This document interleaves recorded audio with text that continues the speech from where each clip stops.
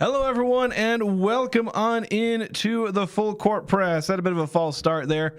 Hopefully, we're still live on 106.9 FM, 1390 AM The Fan. Streaming online at 1069thefan.com, on the 1069 The Fan mobile app, and on YouTube, The Fan KLGN, where we've just gone live there as well. We've got a lot of text coming in. We've got a lot of things to go over. We're going to have a slightly shortened show. Although it's time for the Utah Jazz. Yeah, this time for the Utah Jazz. Last time was for the Mammoth, who ended up getting the win over Washington yesterday. But we're going to go over Utah State's loss to UNLV. We'll go through the whole thing there. We're going to go through a little bit of Utah Jazz. We'll cut out at about 5:17. We'll stay on YouTube, and then we'll be recording some of the post radio portions to put on the podcast feed. We're going to talk about Big 12 tournament, their fancy little court they've got there. Yeah, is that the future of basketball? Yeah, could that end up being something that happens a lot more? Or is it just a stupid distraction? Yeah, we'll see. A lot of people thinking the latter, but there's some who are thinking it could be the former. And then there's some talk over the NCAA, or particularly the FBS, consolidating media rights, just having the entire FBS go with one, kind of like with the NFL, NBA, all those, they just have one media rights deal for everyone. Could college football end up being the same? So that's the docket for today. And Eric, let's dive right in. We've got a game to talk about with Utah State. The Young Power Sports Logan text line is already stacked up. We will get to as many of those as we can. We'll get to all of them, one way or the other. We'll read all of them off. But let's give our thoughts first. For those of you who missed it, you were lucky. Utah State ends up losing 92-65 to UNLV. The Rebels just absolutely steamrolling the Aggies. In the first half, Utah State couldn't hit a shot. It was probably their worst offensive half of the season. They shot 24% from the field, were 1 of 12 from 3.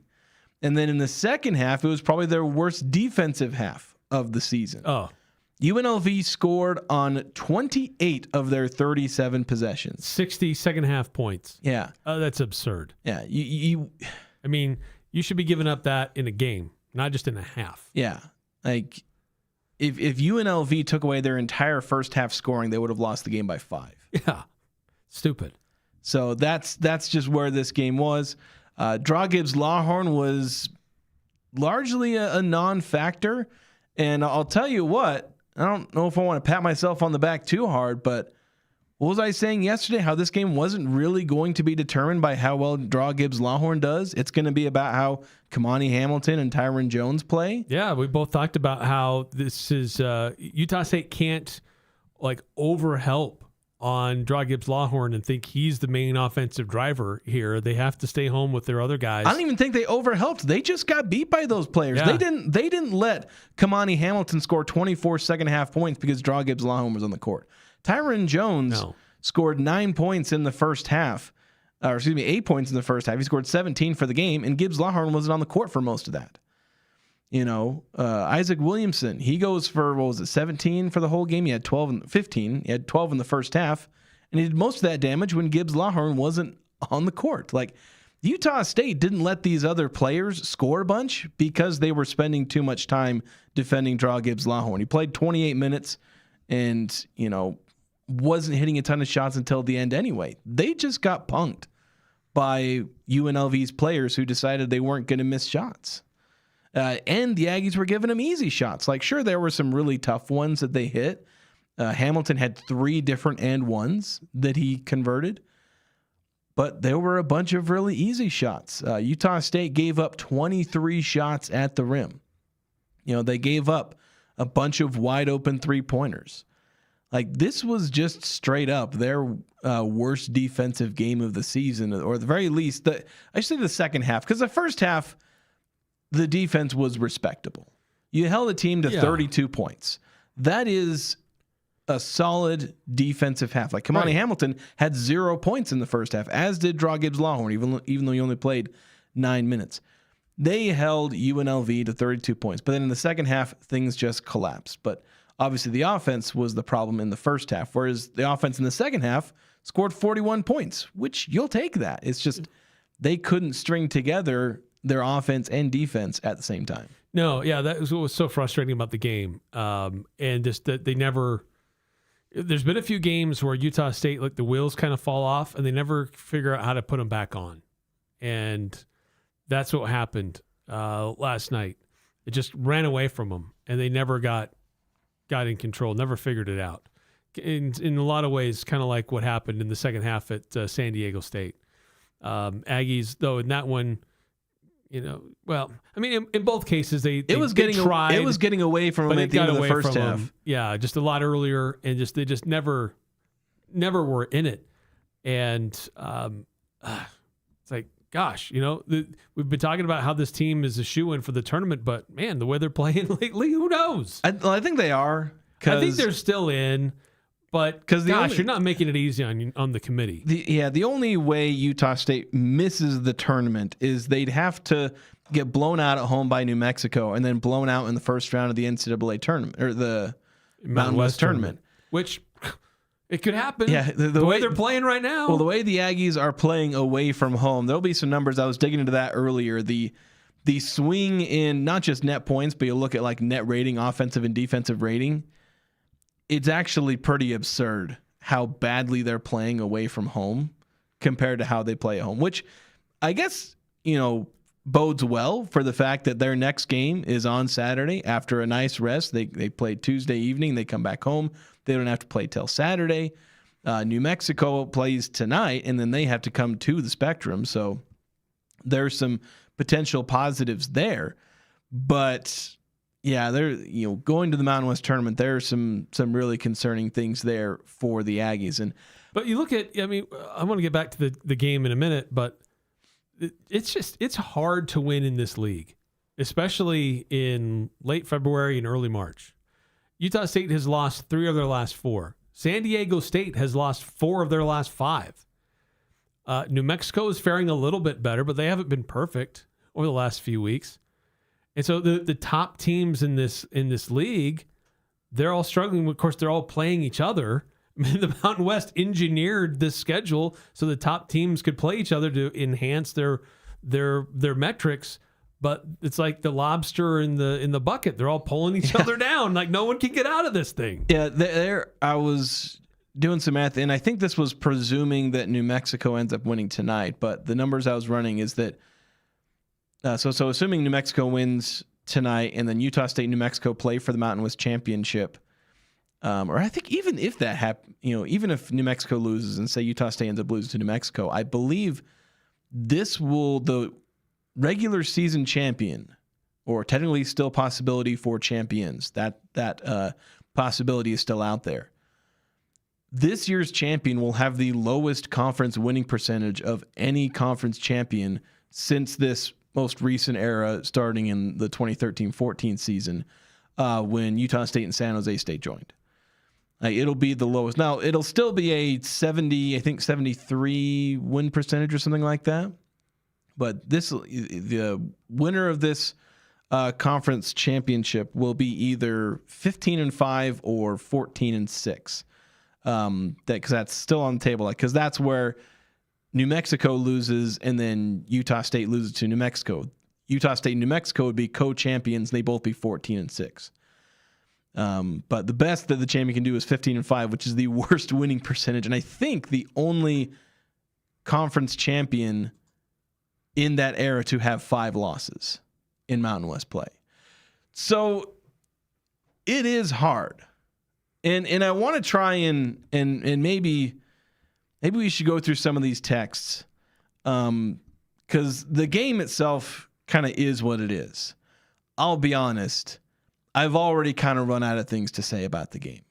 Utah State got waxed by 27. Yeah. They lost to a team that they have terrible matchups against, that they do not have an answer for, that their roster and their scheme just aren't ready to face right now.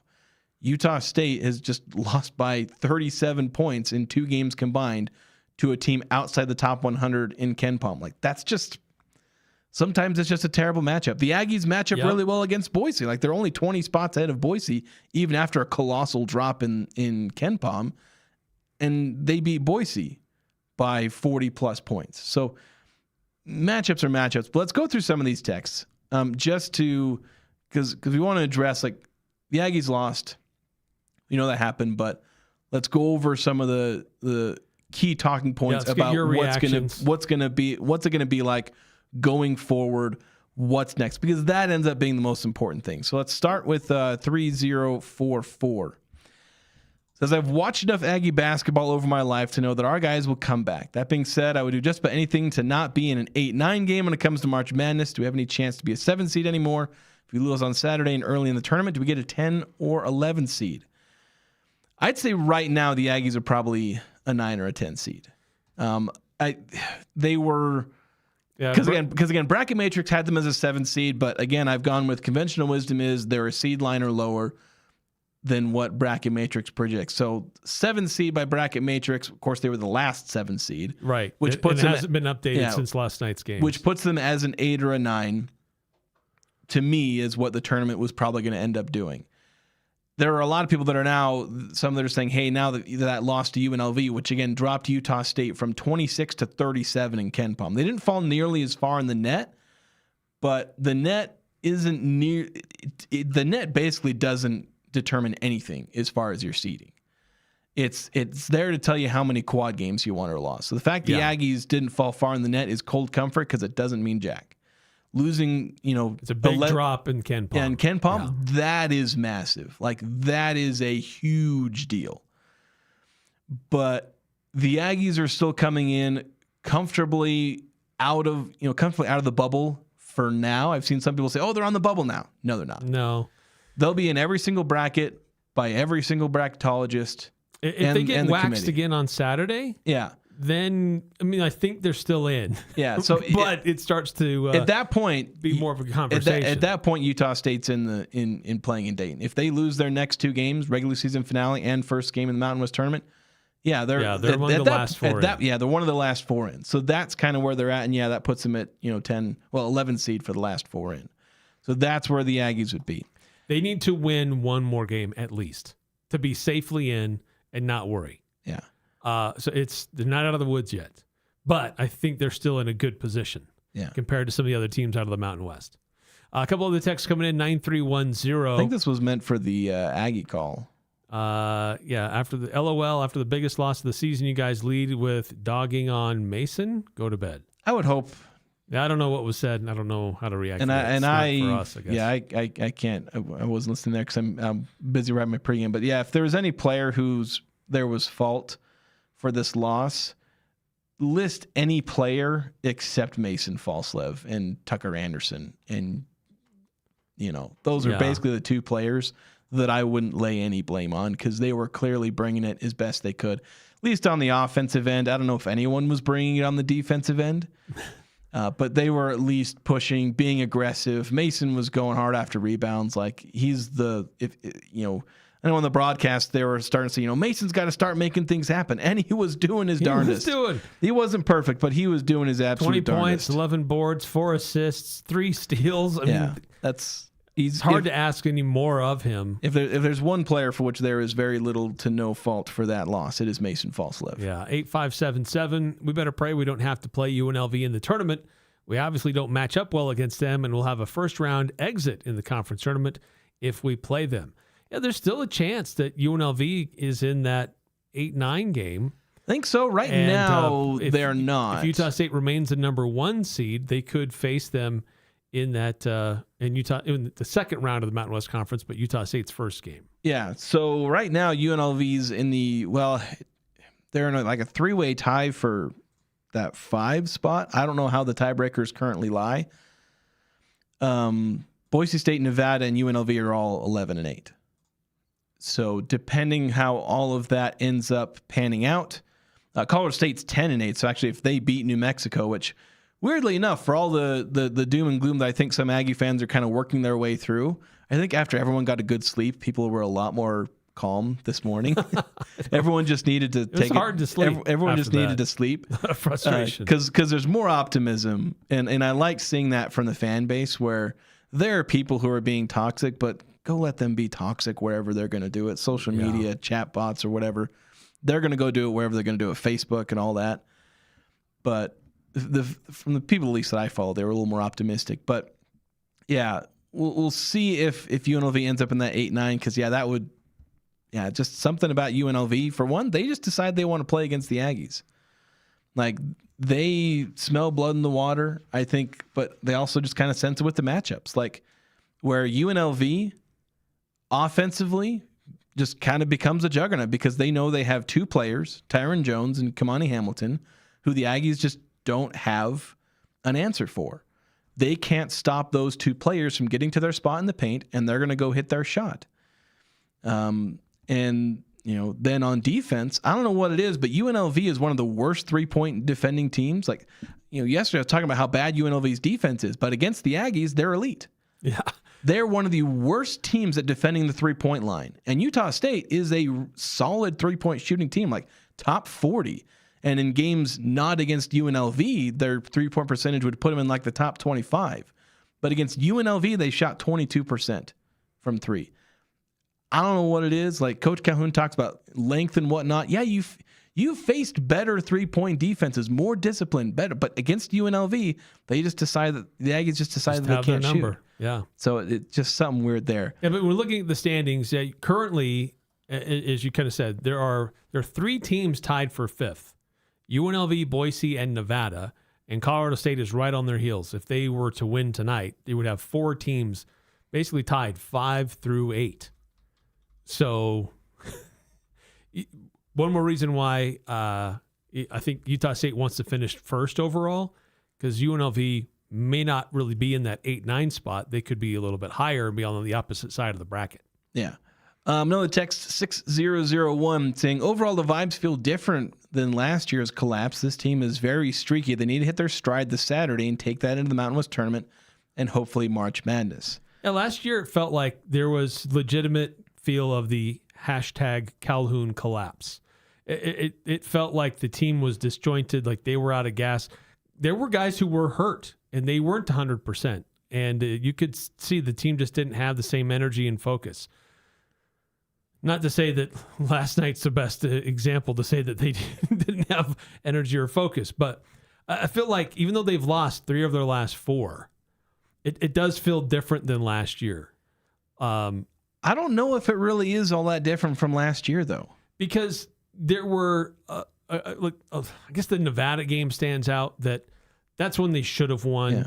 Well, there was the losses against San Diego State and UNLV. Like, there was no business in that game where they looked like they could win the game. Yeah. Let me go through the last 6 games of the regular season for Utah State last year, and we'll compare that to what's happened this year. So, February 16th last year, they went to New Mexico. They lost by 3.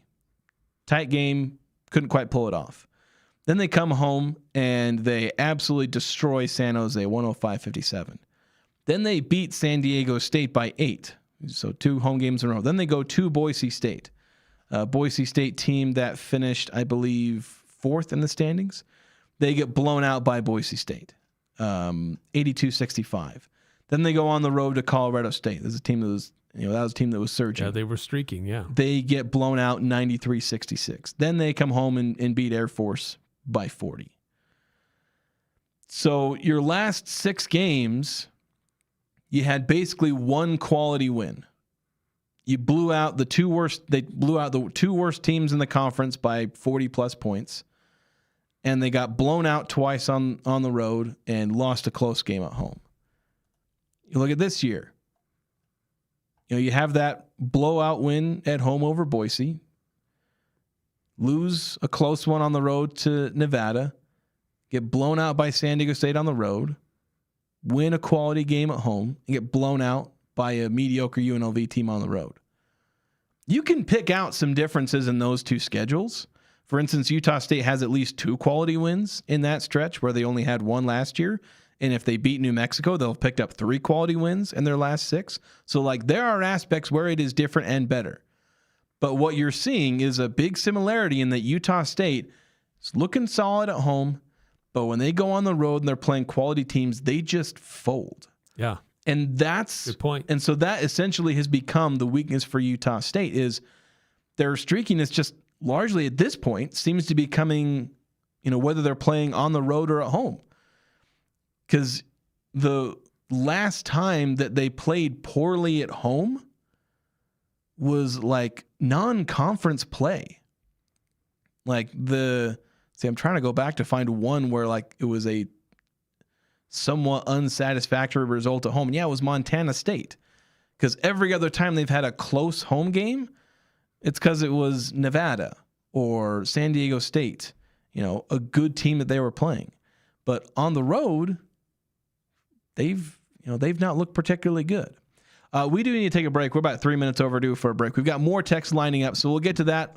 We'll get to the text. We'll get to more of our reactions, and especially as we look ahead, what's next for the Aggies? What's the keys for them to bounce back from this? Because they absolutely desperately need to do so. So we'll have that next here on the Full Court Press.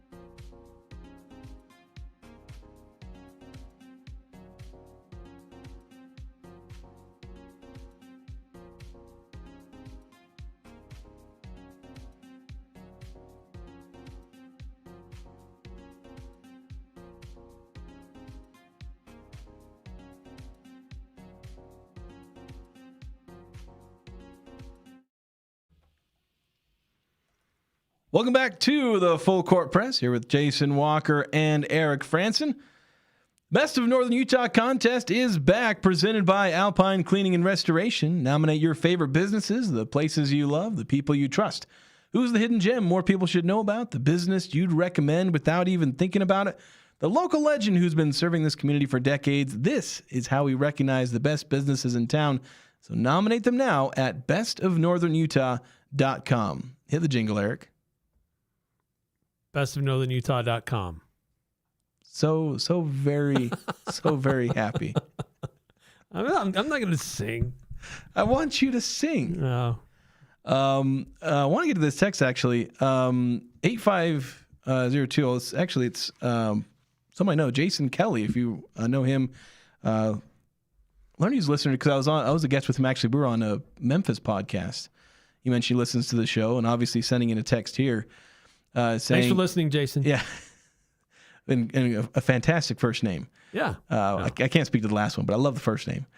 Saying mix of bad shooting night from USU and a true team performance from the Rebels. Mason certainly the favorite player of the year, but if the Aggies lose on Saturday and draw and the Rebels beat San Diego State, draw will have good odds.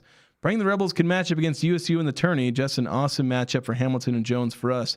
I've loved playing the Aggies. Wish we were still in the same conference.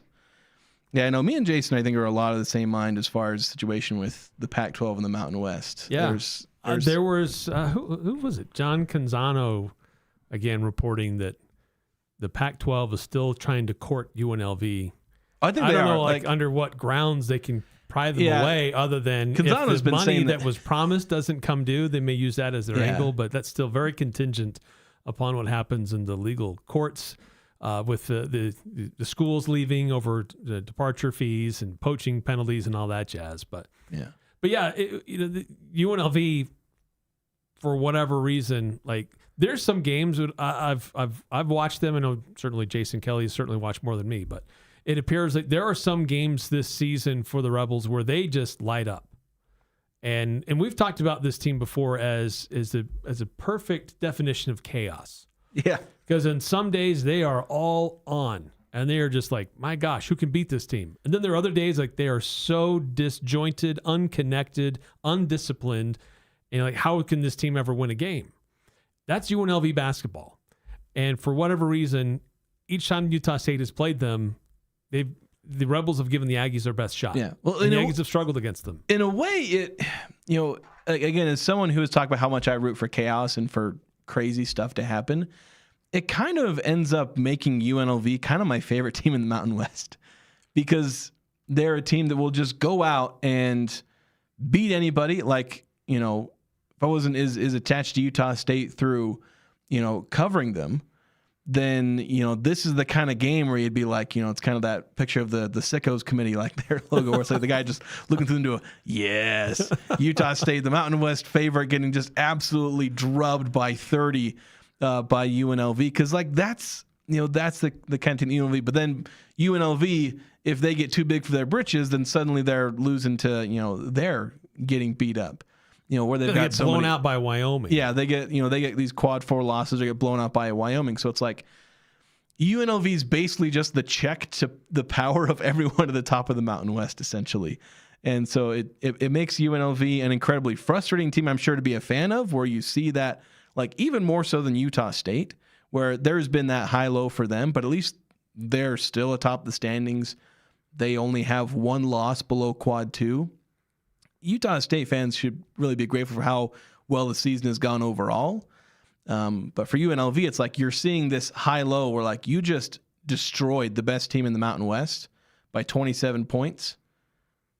But then there's everything else the UNLV's done this season, which makes, I'm sure, following the Rebels, it's certainly a ride. It's a roller coaster. It's a ride, I'm yes. sure. And if you want to if you want to follow any UNLV, anyone who covers UNLV, Jason Kelly, certainly a person to do does that. A solid job with that. A few more texts rolling in. 2444 texting in. Break to me kindly. How damaging was that loss for USU's potential NCAA tournament seeding? The Aggies are not getting a 7 seed. They probably won't get an 8 seed. Yeah, we kind of touched on this earlier. Maybe we already answered your question, but for those who may have missed it, the Aggies are still in. But if they lose in a terrible fashion on Saturday, and if they get bounced out of the first game that they play in the Mountain West tournament, they'll still be in, but they'll be the last 4 that get invited. Yeah. At this point, I don't really see much of a scenario where the Aggies don't make the NCAA tournament. But yeah, seeding, we had discussions about that around the office yesterday and today. Yeah, I know people. I feel like people are overreacting to whether or not Utah State's on the bubble. They're not. They're fine as far as being in the tournament. Of course, there is a whole discussion on like, where's the seeding going to be? Like, what kind of momentum? Do they even have a chance to win a game in the first round? Like, They got the wrong momentum. yeah, right if you're now. if you're going to be pessimistic, it's not about whether they're getting in the tournament. It's about how they could perform in the tournament. But of course, the Aggies still have multiple games in which they can try and figure some of that out. By the way, 93115, I got to point this out, saying poor performance from Eric for the jingle. What? Come on. And then saying how can we beautiful. Then saying how can we nominate the Full Court Press and Aggie Call is the best radio station for Aggie sports in northern Utah. We all know it in our hearts. Yeah. We're also like the only. Like, what's the competition like? we don't have any radio competition. Obviously, there's podcasts. Well, I mean, there's other radio stations, but as far as none that do Aggie sports talk. Specific to the Aggies. Yeah. I guess there's single. I guess no, actually, no. There's a. It's kind of limited. I think Aggie, student radio. Yeah, does there's some student stuff. radio. But guys up in Preston but do like, some things. I don't know how much they talk about the Aggies. But that's not northern Utah. So, oh, yeah. although apparently businesses in southern Idaho were nominated for best of northern Utah. I don't know how that's supposed to work. Yes. That's kind of a weird thing to put in your window, get a sticker in your window. Best of northern Utah. In southeast Idaho. Excuse me? Is that a good thing? Geography. A couple more texts coming in from 9315. Let's clear the deck here because we always get a number stacked up from 9315. I'm just going to blow through these and then we'll kind of recap a few things that may stand out. Right at the end of the first half is when it started us down the road to distraction with Keller. Made the mistake of trying to steal the ball instead of staying in front, covering his man at the end of the first half. Dumb. He's a senior. He should know better. More senior leadership doing dumb. Mason was trying his butt off, but some other guys for USU were being lazy on defense for too long. UNLV has found cracks in our armor, and it's called the Aggies not trying on defense, as in not being technically sound, not so much physical try.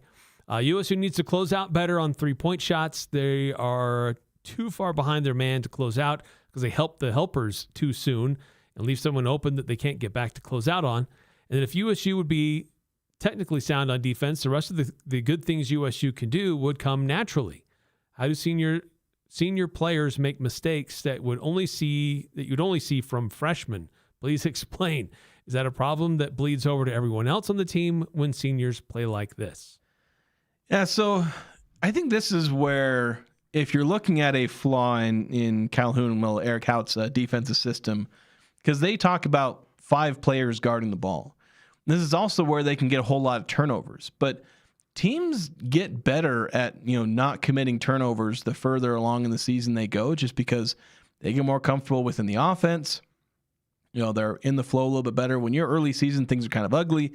The Aggies force a ton of turnovers, but now later in the season, they're not able to create as much chaos in that respect.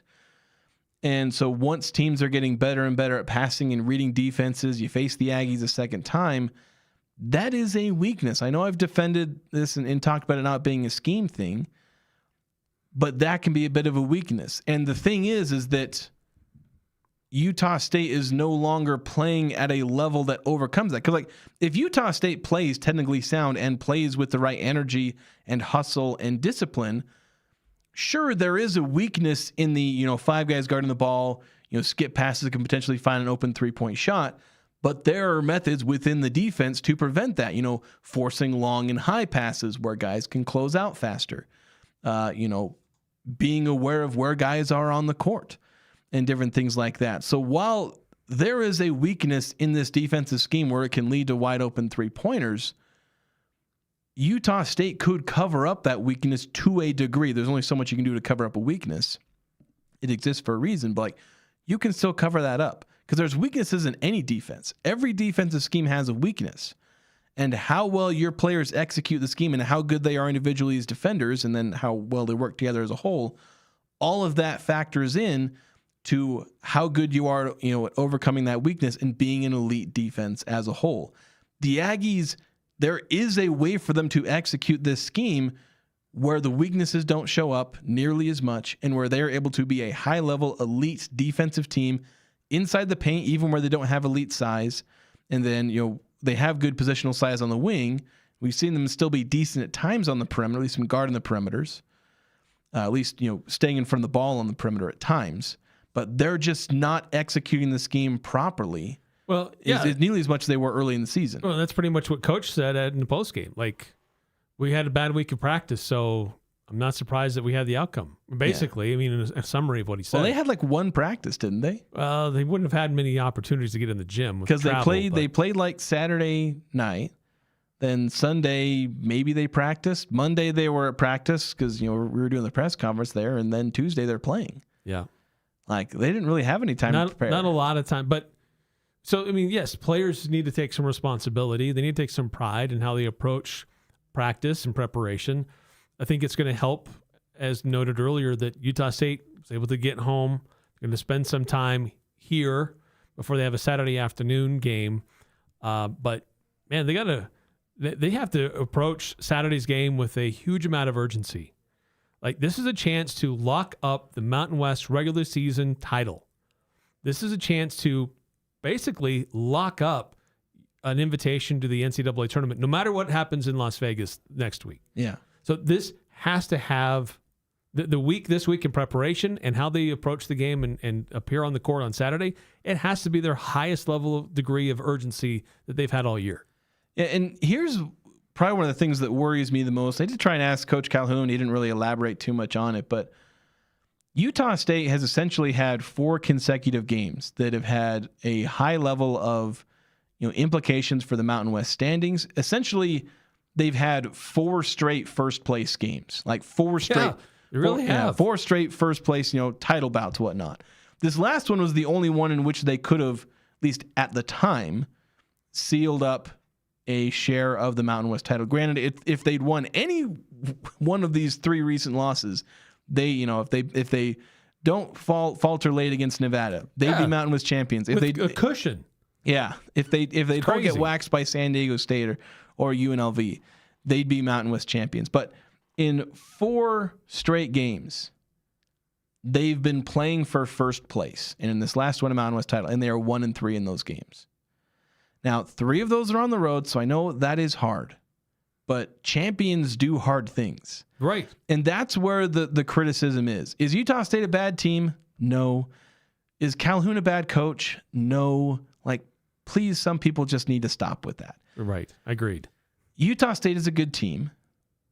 You could even argue they're an elite team, depending on the standards. And right now, they're certainly not playing like that. But there is a reality now where I know at one point we were talking about, could the Aggies get like a 5 seed or, this is back in like early January. I said it would take a special team to pull that off. The Aggies aren't that. They can still be champions. Sure. Yeah. After winning 8 straight. Yeah. And beating Memphis and blowing out teams at a rate that had never been done before for an Aggie team. Yeah. It's like, oh gosh, if they can finish the season strong like they're playing now, you'd stack about 3 more, at least 2 more quad 1 wins on your resume. Yeah, and a couple other quad 2s. Like, gosh, maybe the Aggies could get 6, maybe even a 5 if they roll through this and then play well in the tournament. Well, that's all out the window. Yeah. So the thing that we're seeing about this team with Utah State is their players are not motivating themselves to play in the biggest games. Because you don't perform like that against UNLV if you are, if you use whatever, you got that dog in you, whatever metaphors you want to use. There are a million of them out there. I don't need to go through all of them. Yeah. But if you're that kind of player, you're going to show up. And MJ Collins didn't show up. Carson Templin showed up at times. Adlan Elmine was a complete no-show. Zach Keller, largely a no-show. Drake Allen, a couple of times in the game, he was hitting some big shots. Got the Aggies to within 4 points kind of early in the second half, and then, things go downhill from there. Colby King, who's usually reliable off the bench, he really struggled. So the Aggies had basically a complete no-show from their entire roster, again, save for most of the effort from Mason Falslev on both ends, and then Tucker Anderson. His offensive output was, better than pretty much everybody except for Mason Falslev. Yep. And is that how you're going to play in the biggest games? The Aggies are essentially becoming Peyton Manning. Like, a lot of efficiency, a lot of fun stuff, a lot of records, a lot of fun, amazing games. But then when it comes to key games, he sucks. Or I guess the better comparison, because at least Peyton Manning won it all a couple of times. Yeah. But maybe James Harden is the better comparison. Like, a lot of fantastic things, A lot of good things. Great player, Hall of Famer. Like this year's Aggie team is one of the better teams that they've had. It deserves to be up there with all of the last 6 or 7 years, however many, postseasons in a row they've made. This team deserves to be up there with some of those teams, on par with a couple of the championship winning Utah State teams. But what we're seeing is that unlike those teams that were stepping up in those biggest games, with Sam Merrill and the Amish kind of making those Mountain West tournament runs, Danny Sprinkle, their team, winning in the clutch against New Mexico in that final game. Of course, we'll see if this year's Aggie team is able to mirror that. Yeah. So right now in these first place all important games, Utah State, again, they're 1-3. When it all comes down to the most important games, the Aggies are losing 3 out of 4. And that, to me, is the most concerning thing. Nothing about the individual game against UNLV is that concerning, because there's weaknesses we've seen that the Aggies have been, that they've succumbed to in some games and that they've overcome in other games, offensively and defensively. To me, it's a bigger concern about how they've played, in the most important games. Yeah, kind of collectively. Yeah. Another quick text, and before we hit a timeout, 2947. Not sure I have the emotional stamina to listen to our weigh in to today's show after last night. No words. Insert sobbing gif. Yeah, I understand that. It's sometimes it's tough to deconstruct. When your team hurts you, you just got to step away for a minute, but come back as strong as you can Saturday. And like I said, I think Aggie social media just needed one good sleep. And for the most part, I think everyone's okay. Obviously, still concerned, but there's the sky isn't falling. At least not more yet. To deconstruct here. Yeah, definitely. A lot of other games last night, how that affects the standings. There's a big one tonight. We'll look at the rest of the Mountain West coming up after this timeout on the Full Court Press.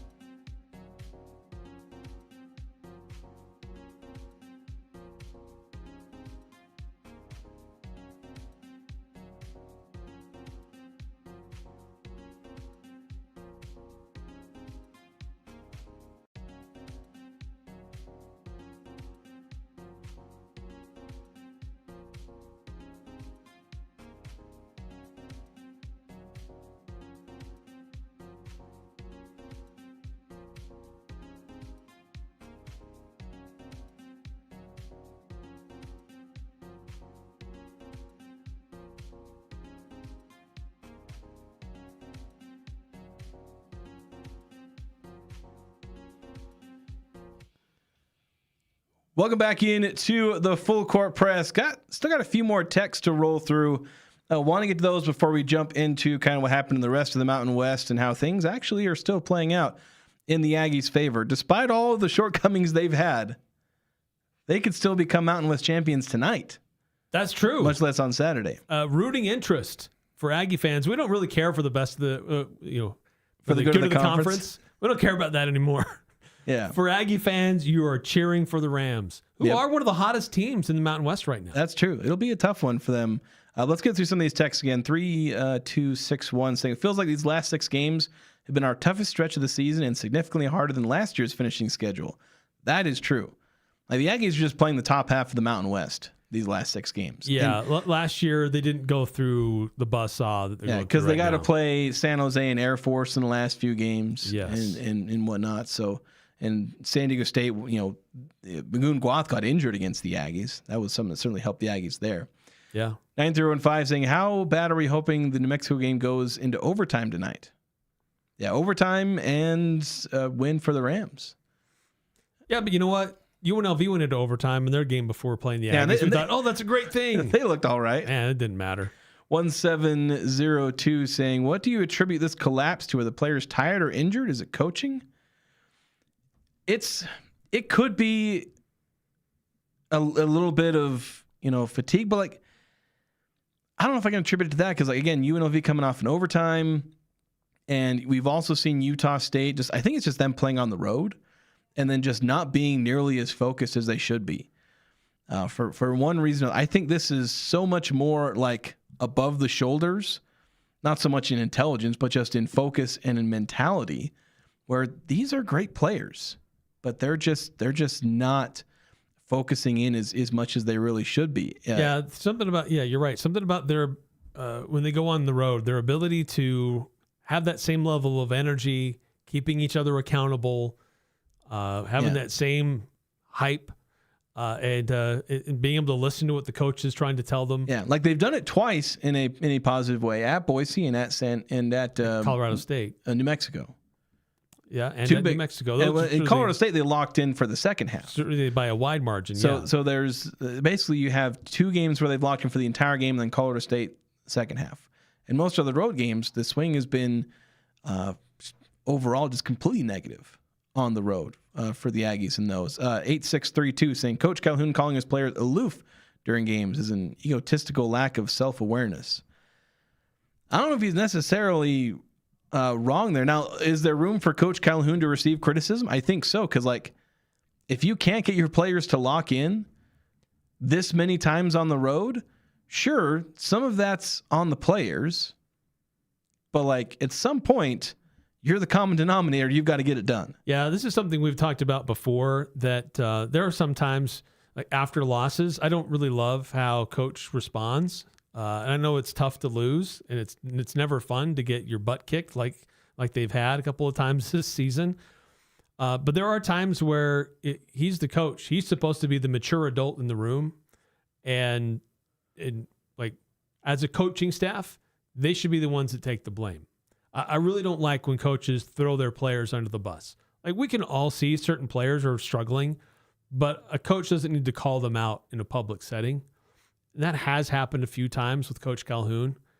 And so there's a lot of things I really like about Calhoun and what he does and how he represents the university and the institution and how he coaches his guys. I don't always love how he acts after losses. And I get it.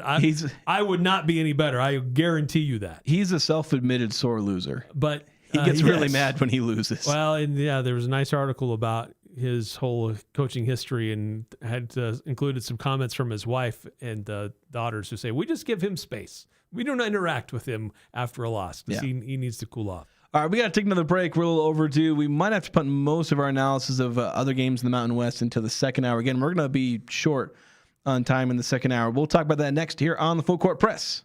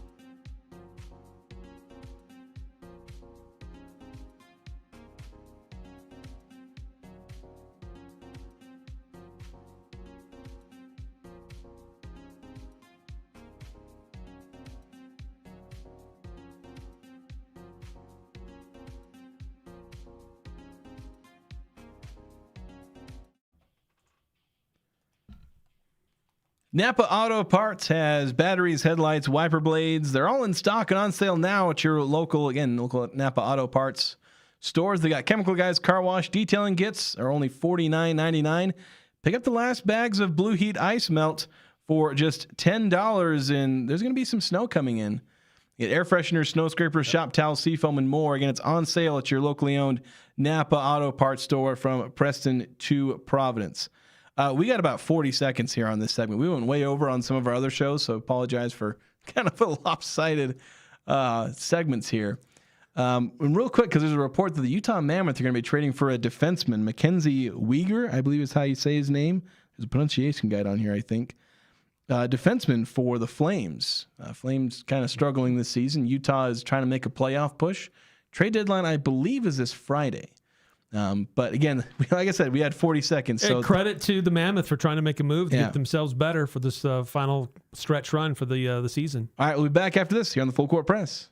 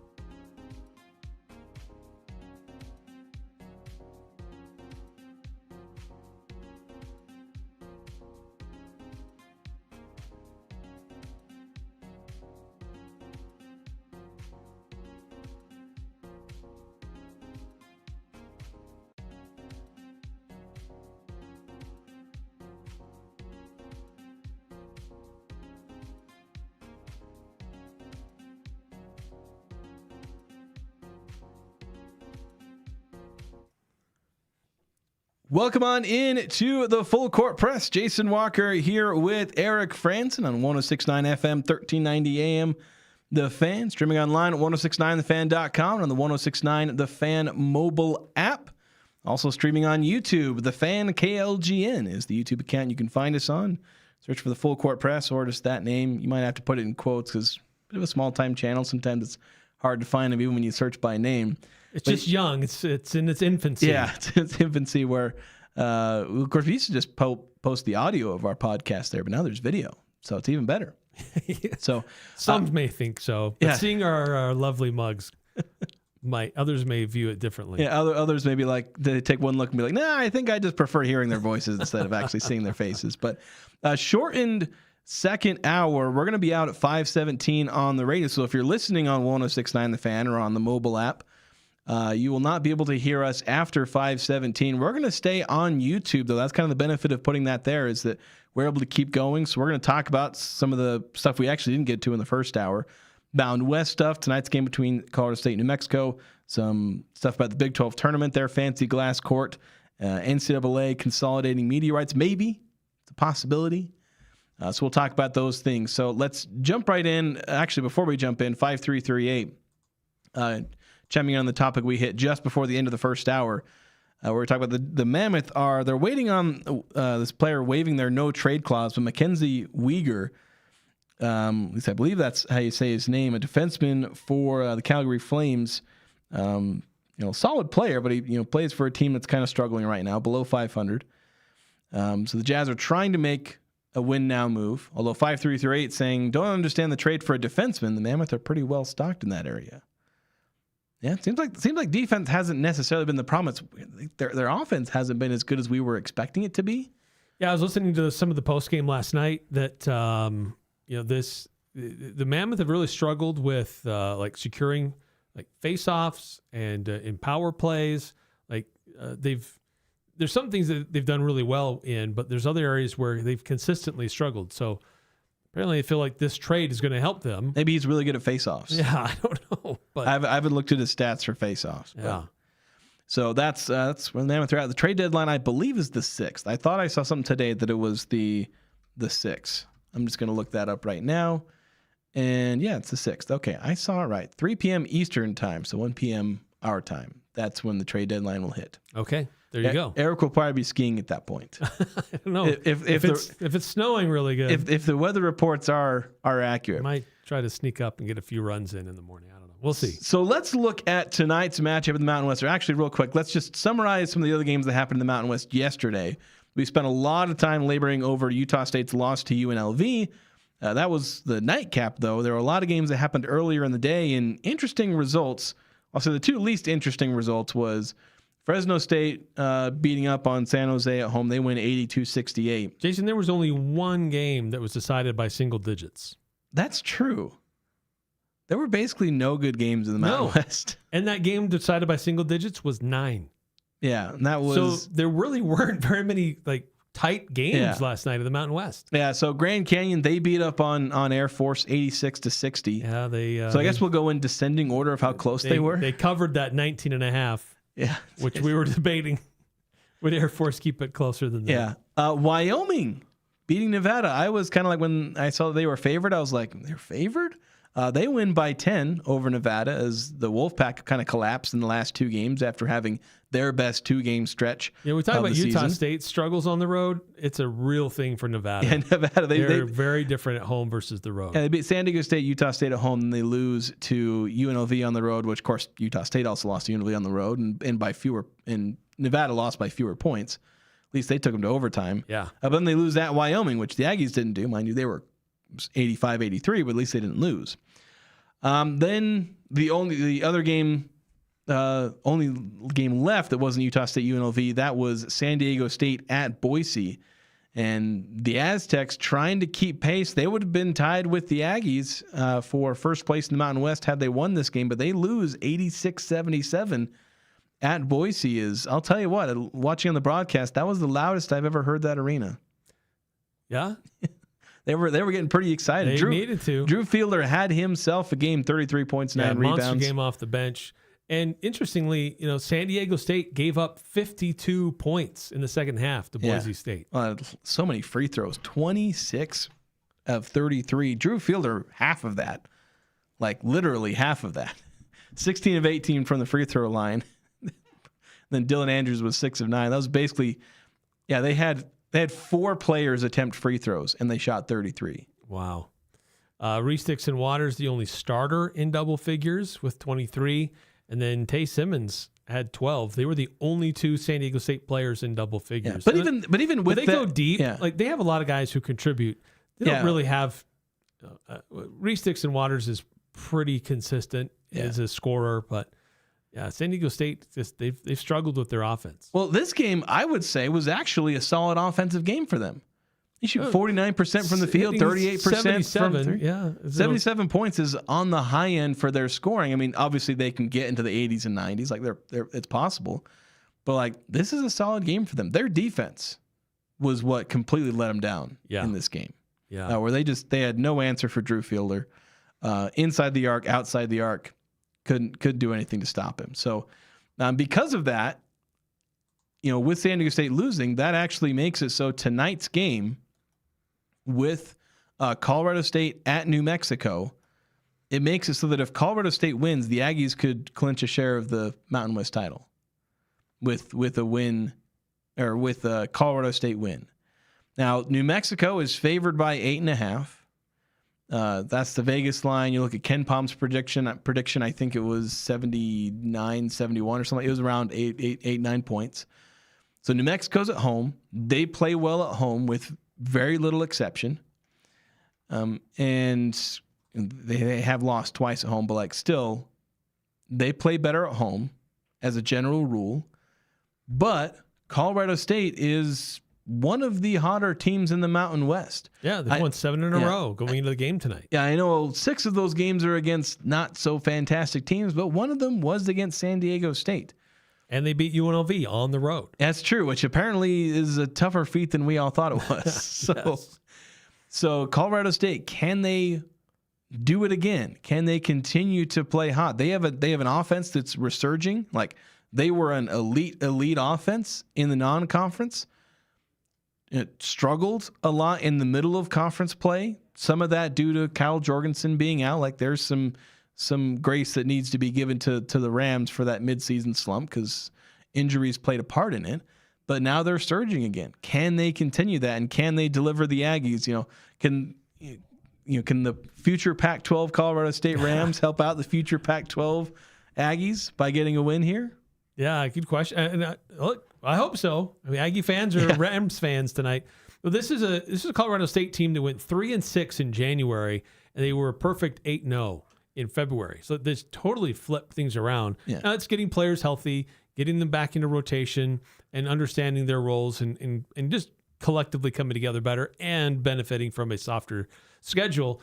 But it wasn't all soft cupcakes through their run. New Mexico, they're not faltering quite like Utah State and San Diego State are, though.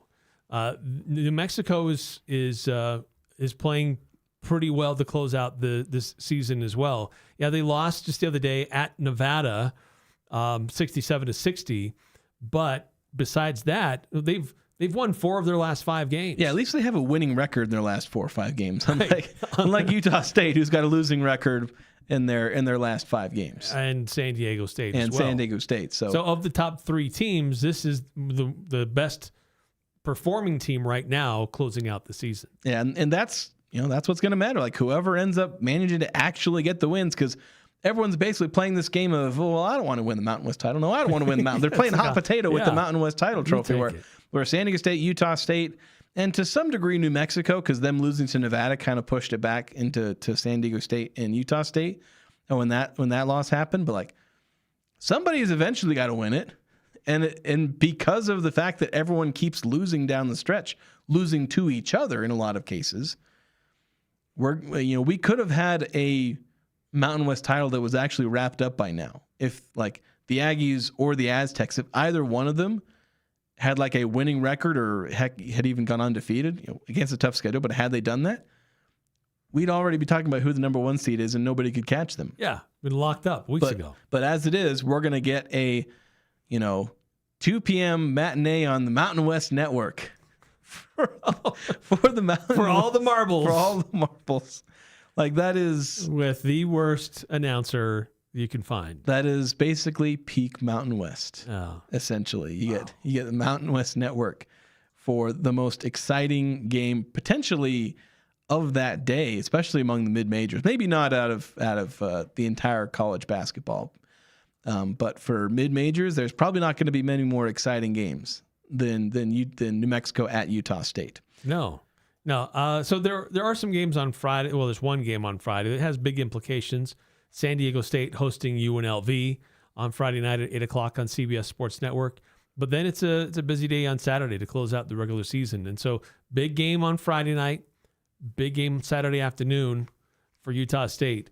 And these other games that will take place have implications for seeding. Are you going to be a 5 seed or an 8 seed when the tournament starts on next week? Because there's some teams here that could be a 5 or even a 9, depending on what happens over these next few days. So the standings in the Mountain West are pretty wild right now to close out the season. Yeah. We got a couple of texts here. I want to get to these real quick. 2603 saying, so did Utah State men's team send the Bizarro team to Vegas? Or did they decide they didn't like being a 7 seed in some of the projections? Maybe. I don't know. It was weird. This team, they've struggled on the road in some of their last couple of games here. Any one thing of a dozen different things goes better for Utah State at Nevada, and they win that game. Different story at San Diego State, where they just didn't have it in the second half. Yeah. And against UNLV, halfway through the first half, they didn't have it. It just got worse. They didn't have it for about 35 minutes of that game. Yeah. So that's just where that game was at. 9315 saying, is Saturday the Super Bowl call for a certain broadcaster in the Spectrum? Well, he's probably just going to talk about his own glory days in high school and then whatever high school basketball game he probably called the other day. Go back in his bucket of things that he's talked about a million times. Like, hey, did you know that Mason played football? Yeah, and they broke it out on the UNLV broadcast. Like in the last 5 minutes, he was like, oh, Mason played football. Like just randomly interjected. Like they weren't even talking about it's just randomly Mason was being shown on replay. Oh, Mason played football. And then immediately talk about something else. It's as if these guys, it's on their, spot sheet. You are required to mention that Mason played football. Utah State and their sports information people, they do. Their job is to share interesting nuggets about the players. I have been reliably informed that the sports information director no longer informs the broadcasters about Mason playing football. He's stopped doing so. Yeah, but nowhere does it say hey, make sure you mention this. Cooper Legal wrestled in high school. Oh my gosh, I got so tired of hearing about that too. So yeah, every football player wrestles in high school. Some of them are really good at it. Some are state champions. Not all of them are state champions. That's basically your required off-season training is to wrestle. Especially if you're much. Half of the football players around here, especially your linemen, are usually wrestlers. Yeah, that's true. So yeah, that's so be there in person, and you don't have to worry about it. But if you can't, bring your radio along with you. Yeah, turn down the volume on the telly, and turn up the volume on the app or on your radio because that's one thing I've never had to listen to a Mountain West Network broadcast of an Aggie home game. Oh, you're very lucky. Yeah, because that guy just doesn't do his homework and doesn't seem to care, and he probably thinks he's doing his homework, but oh boy, he probably knows. He probably just, and sometimes you think you're just good enough. He thinks he's Mr. Personality. It's like, dude, I'm not watching this game for you. I'm watching the basketball team. It's like the referees. They think everyone's watching for them, right? Yeah. And poor Gary. Gary's doing his best. He gets roped into stuff. It's like, just let him analyze the game. Yeah, that's what he's good at. Just let him do what he's good at. He knows ball. Let him talk ball. Or GW. Yes, like that. That's going to do it for us in our live portion, at least on radio. We're going to stay live on YouTube for a little bit longer, not too much longer. We're going to talk a little bit of Utah Jazz, little bit of Big 12 tournament, but mainly their fancy court that they're putting in or have put in. Could that be the future of college basketball, at least for big venues, if not even individual arenas? And then a little bit about media rights, because that's the most exciting topic that you can actually talk about in college football and college basketball. We're going to make way for the Utah Jazz on the road in Philadelphia, taking on the Sixers. Yeah, they're at 76ers, so we'll hand it off over to the Utah Jazz broadcast crew, but head over to YouTube if you want to keep hearing us and watching us talk about a bunch of different stuff.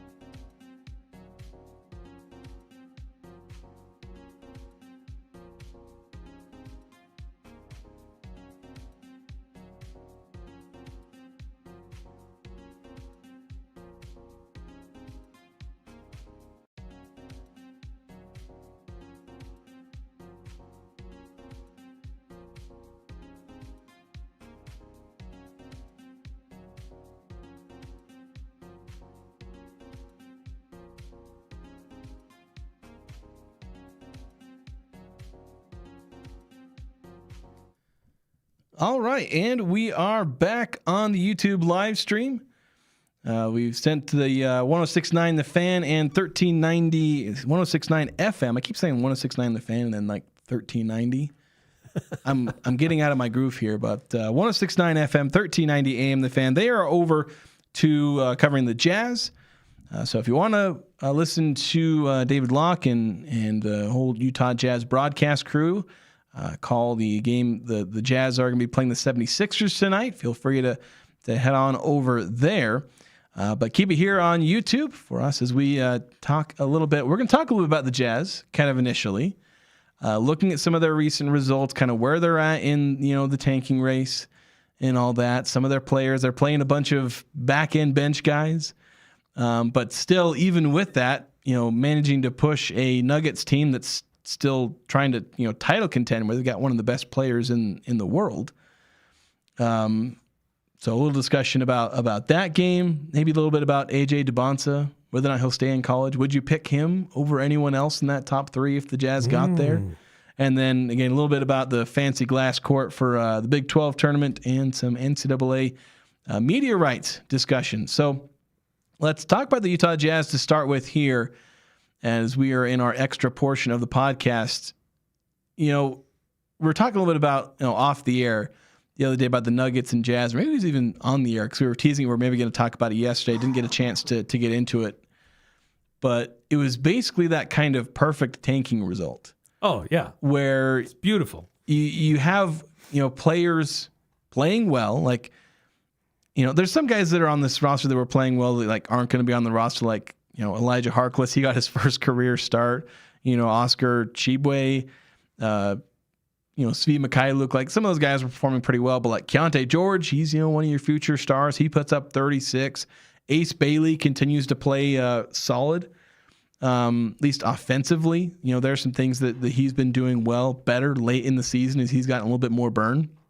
And then Isaiah Collier going for 10 points and 6 assists. And the Jazz were tied with the Nuggets, leading the Nuggets in the last minute or so before the Nuggets end up pulling ahead. Jamal Murray having an all-timer.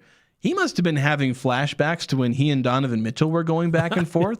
Right. With how he and Keontae George were going back and forth. It was a lot Bubble in this game. Murray. Yeah. And he had himself a great game. Utah struggled to defend him properly. But one of the big things that came away from that game was, as you mentioned, a couple of big takeaways. Just how these young guys, they bodied up and they played tough. Like they played hard. They played physical defense.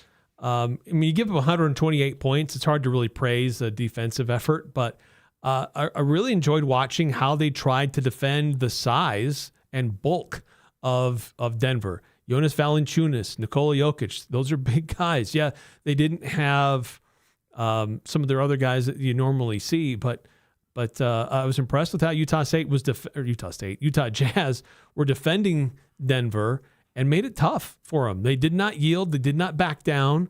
Cal Filipowski got thrown around like a rag doll a few times by Nikola Jokic, but he got back up in there, and gosh, the guy almost had a triple-double. So I liked what I saw out of most of these Jazz players. There was a few that it's like, what's going on? Is this guy ever going to develop into anything? Cody Williams. But you didn't have to drop the name, man. That's my job. My job is to be the Cody Williams hater. But still, I really liked what I saw out of this group of young players or really unproven NBA players go up against a team that has championship pedigree and wants to be in that mix again. And you could tell, like, Nikola Jokic was really frustrated that this group of what in his mind are probably a bunch of nobodies were pushing him around. They were physical with him. They were making life difficult, and his team could not separate, and he was getting frustrated. So he results to flopping and pulling and literally just falling on top of other Jazz players and saying it's a foul on them. And the refs usually gave it to in Nikola Jokic's favor. But it was fun to watch in that sense, to see how this Jazz team could respond and play well. Ultimately, they lost, but they gave a great effort, and it came down to the wire. And it's hard to overcome 45 points from Jamal Murray. If he doesn't go Bubble Murray, Jazz win that game. Oh, yeah, they do. Of course, you'd probably say this game isn't close if Keontae doesn't go for 36. But, yeah, like the Jazz were going toe-to-toe with one of the contending teams. Maybe not like the contending team out of the West, but that's what you like to see, is seeing these players play well offensively, show some capability defensively. Again, the results defensively weren't great in the end, but again, it's the perfect tanking result because you lose, but you see good things out of the team. And so the Jazz now, they have lost, I believe, 6 consecutive games. They're trying to catch Washington and Indiana. They're a little closer to Washington, where Washington's 16-45, the Jazz are 18-43, so they're a full 2 games behind the Wizards in this And this the tanking Wizards race. are bringing Trae Young back. That's true. And He's so supposed to make his debut with the Wizards on Thursday when they play the Jazz. yeah, tomorrow. The Jazz will be on the second leg of a back-to-back facing a Washington team that'll be introducing one of the players it hopes will be its future star. We'll see how well that works out for Trae Young. But yeah, maybe the Jazz could catch up a little bit. Of course, that's assuming they would lose again today to the 76ers. But yeah, the Jazz are I'm feeling good about their spot in the tank race, especially where they've gotten to the point where, again, it's a 0.6% chance they lose their pick. Although I'm still convinced that'll somehow happen because Adam Silver is a vengeful spirit. Well, I don't know if you saw this earlier. Maybe this would go in our category of stat that blew our minds. But the bottom 10 teams in the NBA are on a collective 40-game losing streak. Really? It's like tanking is bad in the NBA right now. And when collectively your bottom 10 teams have combined for a 40-game losing streak, it's like, wow, it's hard to outdo the other teams when all of them have the same goals. I think with the race to the bottom, unlike anything we've ever seen. Well, I think it's even worse because I think the bottom 11 are on for 42 straight losses. Because the bottom 11 teams in the lottery standings, all of them, none of them have won their most recent game. There's a couple teams that lost their most recent game. But yeah, combine them all together. I was just counting, trying to do the math real quick while you were talking. I think I came up to 42 because like the bottom 10, like that's Milwaukee, but Portland, they're 11th and they've lost 2 in a row. So that's just it's bad. That's absolutely absurd. Bad. And it's crazier because the Pelicans won 2 games in a row against the Jazz. And now they've lost 2 in a row already. Like I didn't realize there was enough time for them to play 2 more games since they beat Utah. Utah's lost 6 in a row. Washington's lost 6 in a row. Brooklyn has lost 9 in a row. Pacers have lost 6 in a row. Yeah, so there's a lot of losing going on. Yeah, there is definitely a lot of that losing going on. So last thing about on this with the Jazz though, I give a lot of props to Big T Thurl Bailey. Like he was not having it with Nikola Jokic and his antics, and other people picked it up and it went viral. Some people clipped it and shared it on social because they had these rolling clips of all these different antics from Nikola Jokic. And Big T kept calling it out, and he deserved to. Some of the things that Jokic was doing were just silly. Like people are upset maybe with how the Jazz are losing games. They should be equally upset about how a star player is acting on the court when he's just trying to sell fouls and live at the free throw line and just be a flopping bully, because that's the best definition of what he was doing on the court. Yeah, like I can appreciate, bully ball down in the paint sometimes, but when you're flopping, like that's where, Joel like Embiid hooking guys and then falling down and bringing them with him. It's like, that's just how bush is that league. basketball? Like we're comparing these guys to guys like Wilt Chamberlain who were just like physically dominant. It's like, no. I mean, maybe back then they were just as dirty as they are now. Maybe we're just definitely more Draymond Green than some of these other guys. Maybe we're glorifying the past where we forget some of the dirty plays of days gone by. But like, I don't know, if you're 7 foot, 300 pounds, and it's like you're Joel Embiid, it's like, do you really need to hook your arm around a guy and fall over to like? Is that what you need to do to gain an advantage? Because that sounds like a skill issue. Yeah. I say as someone who cannot play basketball near the ability of Joel Embiid. But you know what? I get to be a talking head today. So that's right. But let's shift our topic toward a couple of these others, although a reminder about Mountain Valley Heating and Air. Indoor air in our area can be up to 5 times dirtier than outdoor air, especially during the dry winter months. Dry air keeps dust and allergens floating longer, sending them deeper into your lungs and making sickness more likely. Mountain Valley Heating and Air installs high-efficiency steam humidifiers that use 1 gallon of water with no waste to improve air quality. So call 435-753-5170 for a free in-home air quality assessment from Mountain Valley Heating and Air. That's 435-753-5170. So the Big 12, they last year had one of the most, in between ugly and okay court designs I've seen, where they have like the the 12, the Roman numeral 12, just like in a repeat pattern, where it just kind of looks like a bunch of hash marks, tally marks all over the court. From a distance, it looks like they just put tally marks, because that's kind of what it is for the most part. But they're going with that design again, but with a twist in that their court for the Big 12 tournament, they currently have their women's basketball conference tournament happening today. And it is an LED glass court. Like, they're playing on glass. I mean, I'm sure it's very tempered and it's not just window glass, but it is a glass court and has, LED screens underneath. So, you can have, basically, for one, you can put any court design underneath it that you want. Yeah. And they went with the mediocre thing that they trotted out last year. But when one of the games was starting, it was flashing the Big 12 logo. Like the lines on the court had, like a light kind of like running through it, to create like a fancy little pattern.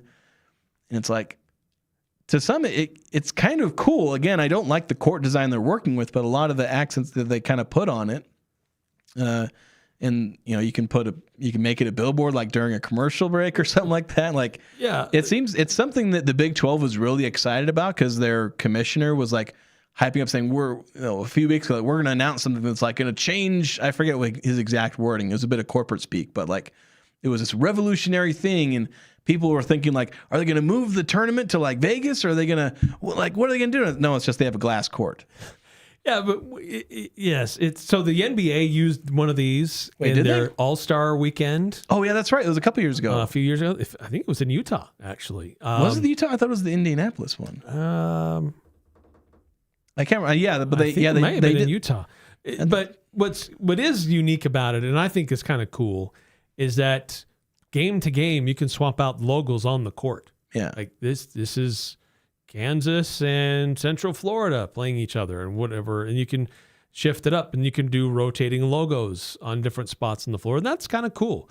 The thing that's getting a lot of criticism is that you really can't tell where the half court line is. Yeah, and that's pretty important to know where the half court line is. Yeah, with the timing and over and back. And yeah, I saw that one where it was Josh Furlong, where I think he just kind of mistakenly said that you couldn't see the midcourt line, which you can, and you have to, because, and this tells you how I spent my day. I literally looked it up. It is a requirement.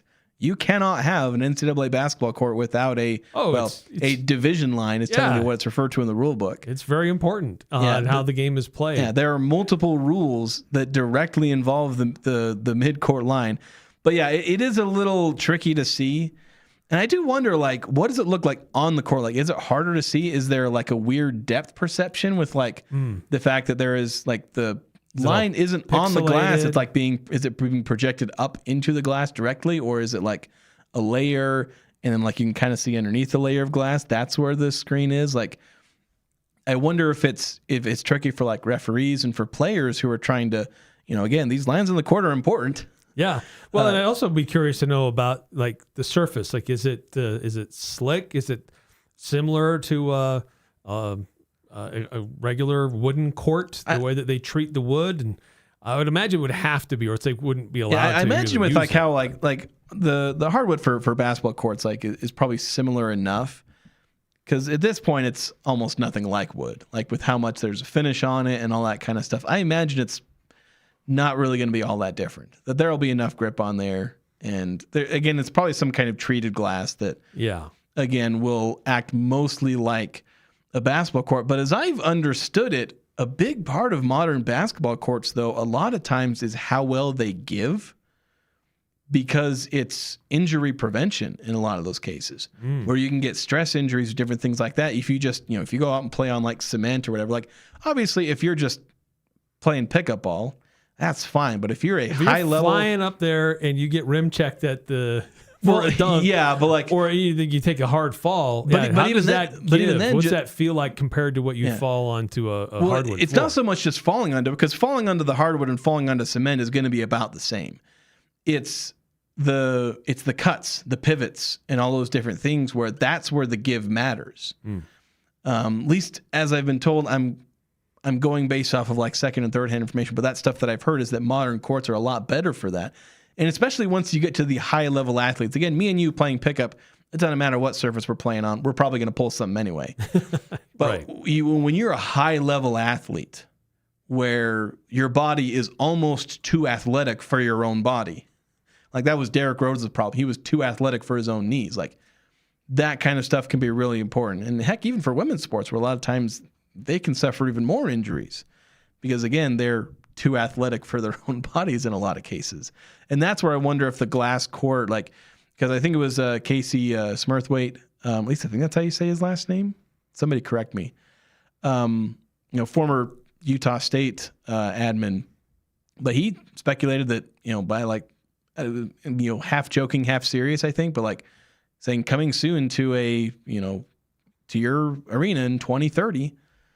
Like, I don't know if it'll be adopted by individual, arenas very much, but I think for tournament stations, like imagine like UNLV could put one in. Yes. Like that might be worth it for them with how many, tournaments that, and how much stuff they host. Like could NBA courts go to it where, sure it's one team there, but like I remember going to a Utah Mammoth game and they projected stuff onto the ice where, where it's wide, it's kind of easier to project. Like you'd be going during the, during commercial breaks, during anything where like they're projecting stuff, logos, different things like that. Even like they were showing essentially replays of the goals with like circles representing all the players, like showing here's what happened on the goal that was scored. A lot of cool stuff that you can do with that. You could do that with the hockey, the ice, where it's a little easier to project onto that surface. That's not as easy to do that to a basketball court, but you get an LED court in there. Again, so many different things you could do. So long as it's worth the financial investment, I think there's more people that could go to this. Will it come to Utah State? I highly doubt that.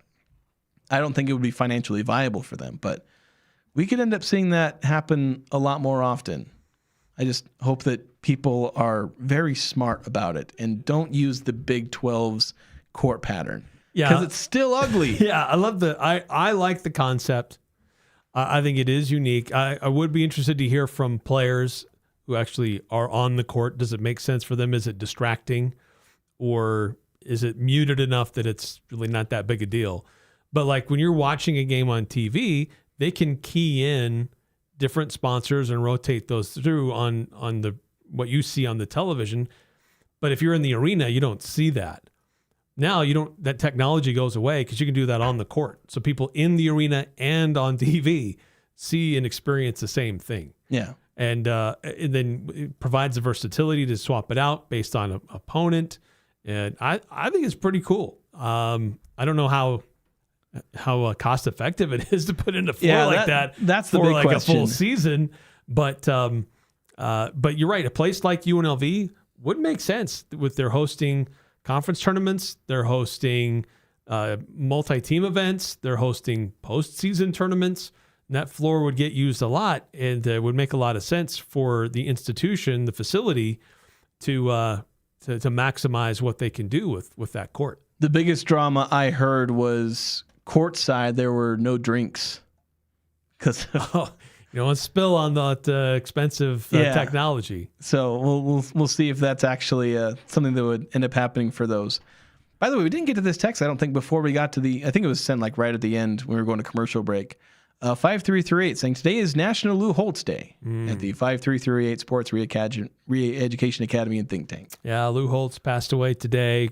Great coach, great mentor, broadcaster that had a very unique speaking style. Cadence. Cadence. There you go.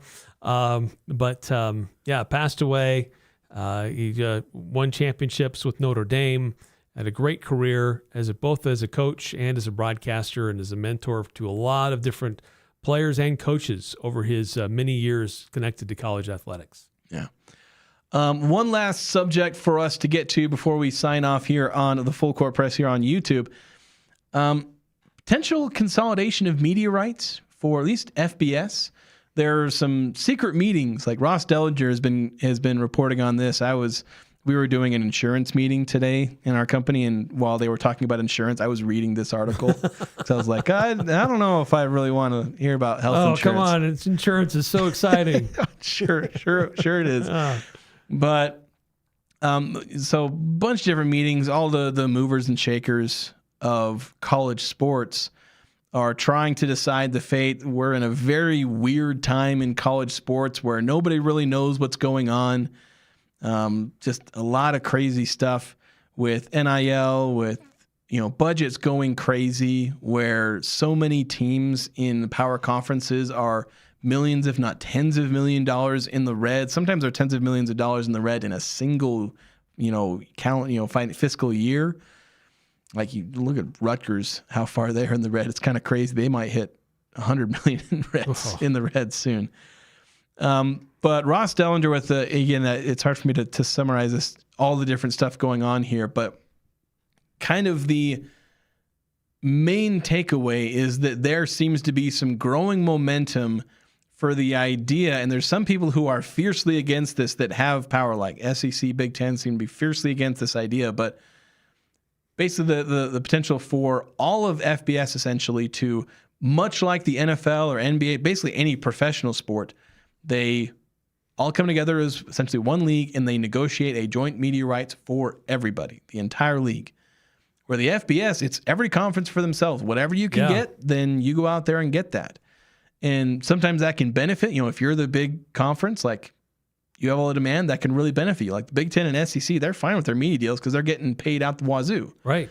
But for like the Mountain West and the Pac-12, they basically negotiated against each other and lowered both of their own media rights deals because they were essentially negotiating against each other. They're in the same time zones, have a lot of the same markets. And I think it ended up hurting both of them, where they both got less than they were hoping because they negotiated against each other with a lot of the same partners. But imagine if them and everyone else joins together in one media rights deal. Like some of the projections are like that they would like almost double, like several billions more in collective media rights money being shared across FBS. And I don't think anyone is pretending it would be shared completely equally, but still, billions of dollars more being added to that pie. Everyone ends up going up. The big teams, the ones that are getting tons of money in the Big Ten and the SEC, they get more money. Teams in the Mountain West, the Sun Belt, Pac-12, the MAC, they get more money. It seems like a solid idea to me. Yeah, it does to me too. But at the end of the day, you got some major power brokers that are going to say, look, our product is worth so much more than their product. If you were to compare Louisiana State to Louisiana Lafayette, this vastly different viewership and tradition that you threw me off by those. saying Louisiana State, because I was like, who the heck is that? And then I was like, oh yeah, LSU. But it's would it make sense? Yes, but few things in college athletics make sense. That's the problem, is that all the good ideas don't end up coming about. No, I mean, we have like linear channels and now even streaming services that are kind of moving more and more into live sports because it's one of the huge values left in linear television. Yeah. Because other TV is, you can do it on demand. So linear, like watching it as it happens. Yeah, everyone just binges their, the changes. So second the TV show comes out, they binge the whole season. You have channels like USA and CW that are really leaning in a lot more on live sports because there's value, there's staying power there. And these were channels that weren't known for live sports really. Maybe some professional wrestling from time to time, if you want to even call that live sports. It is technically, as much as I'm not always with wrestling, I will consider that live sports. Yeah, but now I mean, it is NASCAR racing, and there's college football, and there's basketball, and we're seeing the Pac-12 move into these deeper relationships with these channels that you don't normally associate with live sports like this. It was ESPN, CBS, Fox, but now it's NBC is doing a lot more on Peacock. I got Amazon doing more. You got these other channels that are doing a lot more.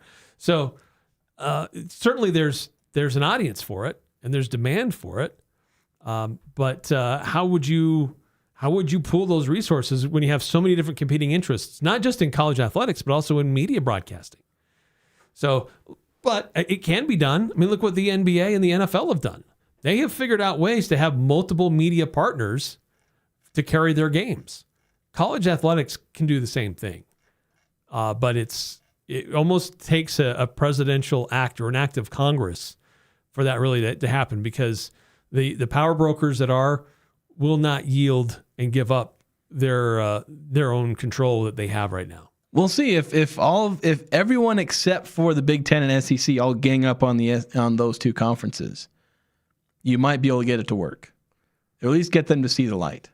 We'll see. Maybe if they can be convinced that it would benefit high tide them. Rises all ships. If they can be convinced that it really does, in fact, improve their situation, then they would take a look at it. Yeah, but to them, but you're going to have a hard time convincing them. Yeah, basically they see their position as they rule the roost. They are in charge. They get whatever they want. They still view it as a zero-sum game. I only win if you lose. Basically, like I can only gain and move up if you give other things away and you don't. You're not able to advance. They don't want everyone to get more money. They just want themselves to get more money. Yes, because that means more success for them. That is gonna just about do it for us. I was gonna say one more thing. Yeah, one other thing real quick. As we're talking NCAA stuff, there was a notice that was sent out to schools today about the upcoming NCAA tournament, and they're doing availability reports for everybody involved in the tournament. Availability reports has certainly become more prevalent in college athletics, as mostly it's driven by betting and the partnerships that the NCAA and television partners and media partners have with sports betting entities. And so availability reports has become a growing trend throughout college athletics. Not everybody does it, though. But the NCAA has issued a memo saying we are going to do availability reports for every game in the upcoming NCAA tournament for both men's and women's basketball. And teams have to submit their initial report by 9 p.m. local competition venue time. So if you're in Spokane, that's different than if you're in New York, obviously. But you have to submit that the night before the game time, the game it happens. And then you provide updates to the initial report by 2 hours prior to tip time on game day for accuracy. So if there's any changes. But this is how they have defined it. Student athletes would designate it as available, those who have more than a 75% chance to actually play. Questionable, who are up to a 70% chance to play, or out. Definitively will not play. So they have those three options which they will report. If they're available, questionable, or out. But if you don't do it, if you do it wrong, there are penalties. You can be fined up to $10,000 on the first offense, $25,000 on the second offense, and up to $30,000 penalty and a head coach penalty up to $10,000 on your third offense and any successive offenses after that. So they want to be accurate. They want to be diligent on it.